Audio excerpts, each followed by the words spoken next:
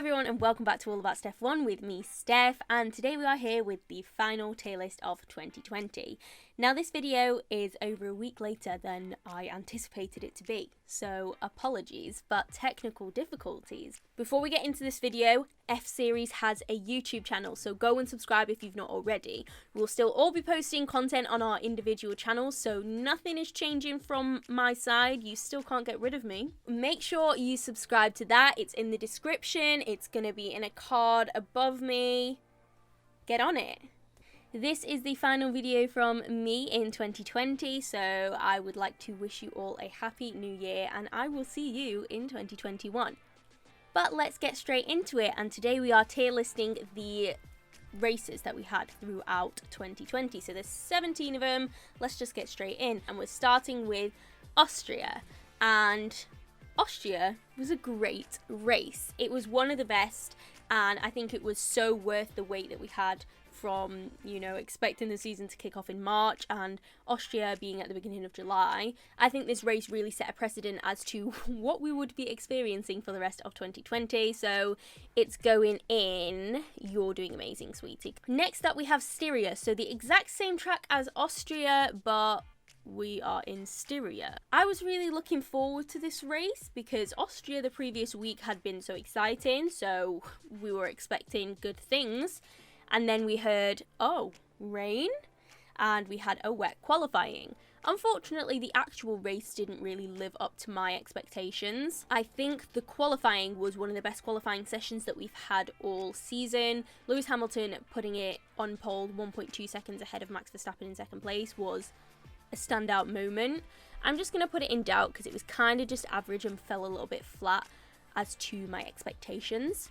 The Hungarian GP. Now this one was also riddled with, is it going to rain? Is it not going to rain? And do you know what? I found this one quite interesting because we had the whole wet tyre into tyre situation throughout the race, so the strategy really spiced things up a little bit. The thing I remember most about this race was Max Verstappen crashing on the installation lap, and also Kevin Magnussen and Roman Grosjean pitting for wet tyres and then ending up with penalties. I'm going to put it in doubt alongside Styria. Good start. First triple header done. Next triple header, we start now. On to Silverstone and the British Grand Prix. This one, if I was judging it on the first maybe 45 laps alone, I would probably put it in I pretend I do not see it, or maybe doubt pushing it. However, those last 4 or 5 laps kind of made up for the fact that the rest of the race was so boring, because now it's etched in my brain forever, the whole tyre blowing up situation. There was more excitement during those last 4 or 5 laps than there has ever been in the history of the Russian GP. And that alone is going to put it in You're Doing Amazing, Sweetie. I just think those last laps were so concentrated and so exciting that it actually pushed it all the way up to a good race.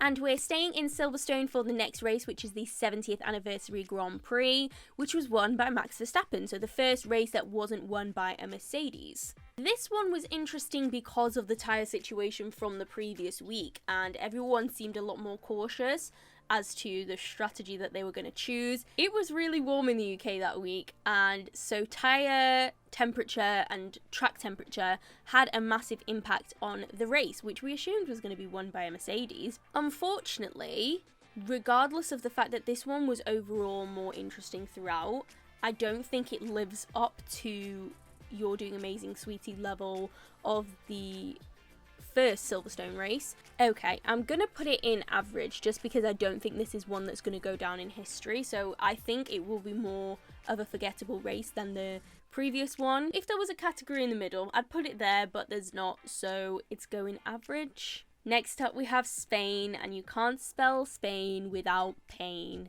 And that's what this race was. There was a threat of rain. Charles Leclerc nearly brought out a safety car with engine issues, but managed to get back to the pits. And it's going in yeet. I don't think that Barcelona is a bad circuit whatsoever, and I actually quite like it. However, I just don't think it's suitable for the current cars that we have, and maybe when we go to the new regulations in 2022, it will provide better racing.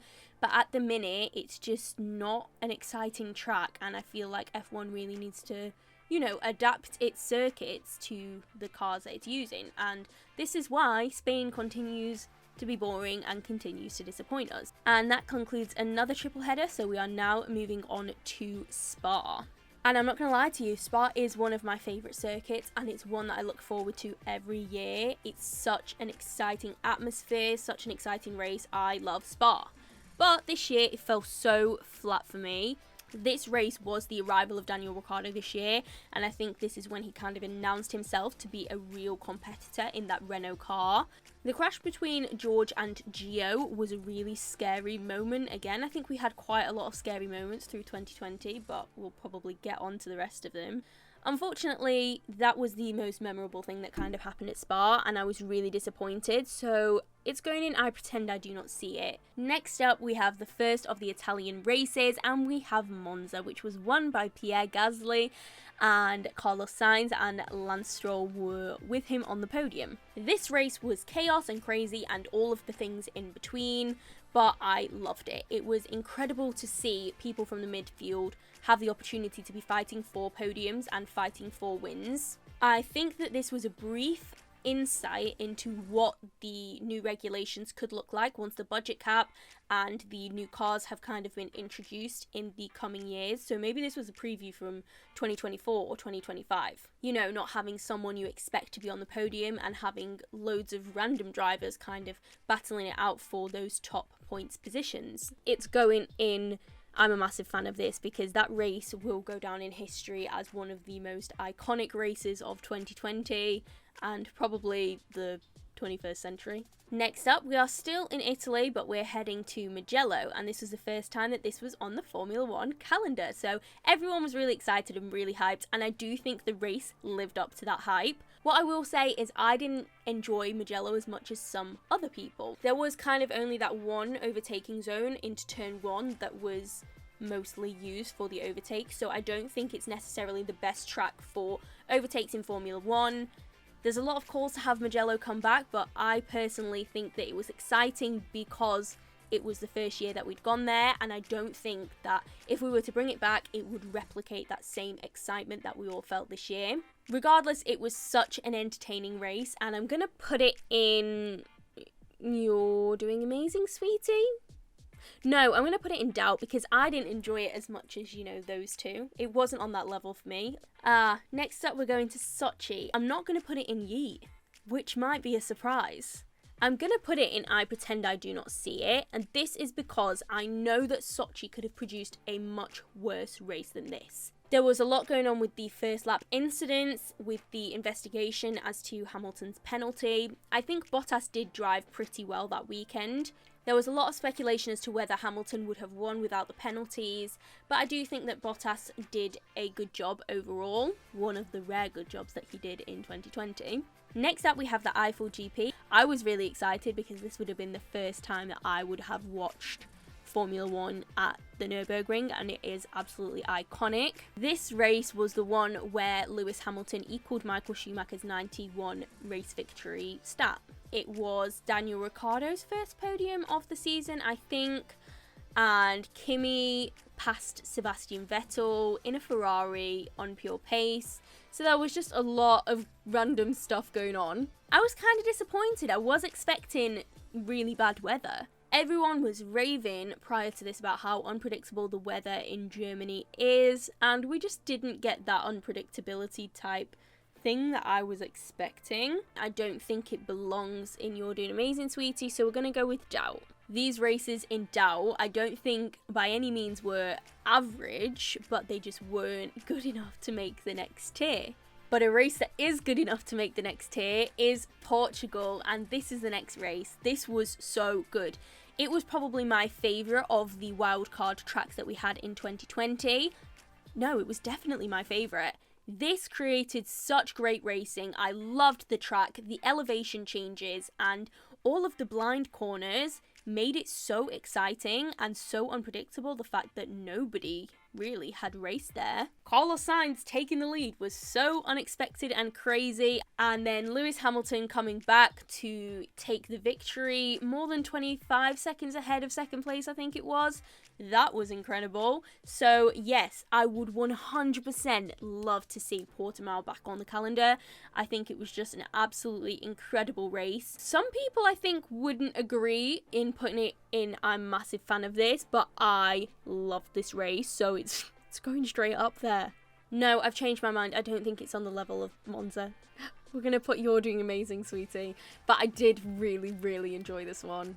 Okay, we are heading back to Italy for the final race there, and we're going to Imola. I wasn't expecting the racing to be as good as it was because this is a really old school circuit, and I didn't know if the modern cars would be ideal to race on this type of circuit, but it actually worked quite nicely. I think it will be even better in a couple of years when we have the new regulations, which I keep banging on about, but I think that they're going to make such a difference. There were some really heartbreaking moments in this one. So when George Russell crashed under the safety car that Max Verstappen created when he kind of had an incident that wasn't his fault. But yeah, this was an exciting race. However, it was my least favourite of all of the races in Italy. So I'm going to have to stick it in. I'll stick it in doubt alongside Mugello because it's not as bad as I pretend I do not see it. But yeah, my least favourite of the 3 Italian races. Turkey, and again, I wasn't watching Formula 1 when Turkey was last on the calendar, so I was super hyped for this one. Anyone that knows me knows that qualifying is my favourite session of the weekend because I love seeing the cars on edge as fast as they can go. And qualifying was chaos, so I was super happy already.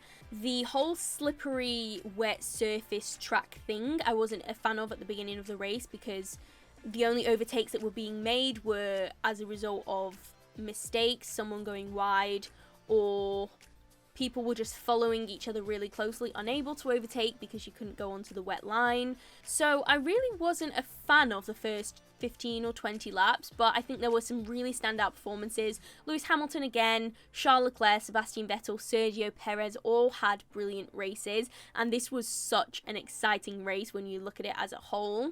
Would Turkey have been exciting without the slippery surface? I don't know if it would have created the chaos that it did. It's gonna go in You're Doing Amazing, sweetie. And finally, we're on to the last triple header of the year. So let's start off with Bahrain, and we all remember Bahrain for the horrifically terrifying crash that Romain Grosjean had, and that's kind of the massive focal point for Bahrain for me, and I wish it wasn't, but it's what I remember Bahrain by. And the race afterwards was pretty quiet, again won by Lewis Hamilton, like the majority of the races. Heartbreak for Sergio Perez, and yeah, not much else. So this was not my favourite race. I'm going to go in, I pretend I do not see it, especially because I think Bahrain is a great track. And even in 2019, we had an incredible race there. And this one just kind of let me down a little bit. The Bahrain outer layout, the oval, and the Sakir Grand Prix, however, was absolutely exceptional. And it's going in, I'm a massive fan of this straight away. This was without a doubt my favourite race of the season. While I was rooting for George Russell to get that win because it was so well deserved, Sergio Perez winning, finally, whilst not having a drive for 2020, was absolutely iconic. In general, this was just such an exciting weekend, and maybe it was partly because of George Russell being in that seat, but I just think overall this was so exciting. And it's not exciting because Lewis Hamilton wasn't there, it was just other factors that made it exciting, and I just absolutely loved this. Last and most certainly least, we have Abu Dhabi, and this is also going in yeet. Max Verstappen, it was brilliant for him to win another race in 2020. Came a bit late though, because Red Bull seemed to find a lot of form. Alex Albon was attacking towards the end of the race. Lewis Hamilton in front of him in third for a podium, but never managed to manifest it. There's just something really disappointing about having such an exciting season and it coming to an end in Abu Dhabi, where the racing just isn't all that. Abu Dhabi, I will never ever want to be the season finale. But there you have it. That is my ranking of the circuits and the races that we had in 2020. I hope you enjoyed. If you disagree, let me know in the comments. If you agree, let me know in the comments. Thank you all so much for coming on this journey with me. It's been an absolute whirlwind of a year, and I'm so grateful to every single one of you who has supported me throughout this 5-6 month journey that I've been on. But yeah, subscribe if you haven't already, and don't forget to like the video. I will see you in 2021 with some new content.